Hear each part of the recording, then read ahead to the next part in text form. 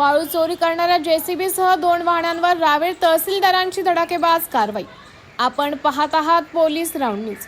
नुकतेच विधान परिषदेवर निवडून गेलेल्या जळगाव जिल्ह्याच्या रावेर तालुक्यातील आमदारांच्या तांदलवाडी परिसरातील नदीपात्रातून रात्री अपरात्री बेकायदेशीर पद्धतीने कोणत्याही वैध पुराव्याशिवाय तथाकथित वाळू तस्कर जेसीबी मशीनच्या साह्याने गौण खनिज उत्खनन करून बेकायदेशीर वाहतूक करत असल्याच्या गुप्त माहितीवरून सहाय्यक जिल्हाधिकारी व रावेर तहसीलदार श्रीमती दीपा जेधे यांनी 2 दिवसांपूर्वी रात्री 2 वाजेच्या सुमारास महसूल व निंबोरा पोलीस पथक सोबत घेऊन जाऊन गौण खनिज उत्खनन करणारे जेसीबी मशीन व वाहतूक करणारे 2 ट्रॅक्टर ट्रॉली वाहने ताब्यात घेऊन रावेर तहसीलदार कार्यालयाच्या आवारात महसूल विभागाच्या दंडात्मक कारवाईसाठी जप्त केले गेले आहे।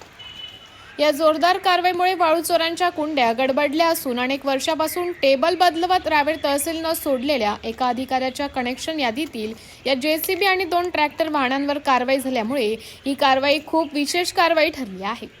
या दमदार आणि धडाकेबाज कारवाईचे परिसरातून कौतुक होत असून सहाय्यक जिल्हाधिकारी तथा रावेर तहसीलदार दीपा जेधे यांच्या कार्याला जनता धन्यवाद देत असून तालुक्यातील अटवाडा व खिरवड येथून रात्री चोरीच्या वाळूची वाहतूक करणाऱ्या वाहनांवर सुद्धा कारवाई करावी अशी मागणी होत आहे। पोलीस राऊंड न्यूजचे मुख्य संपादक शेखर सोनवणे यांचा रिपोर्ट, मुक्ताईनगर, जळगाव।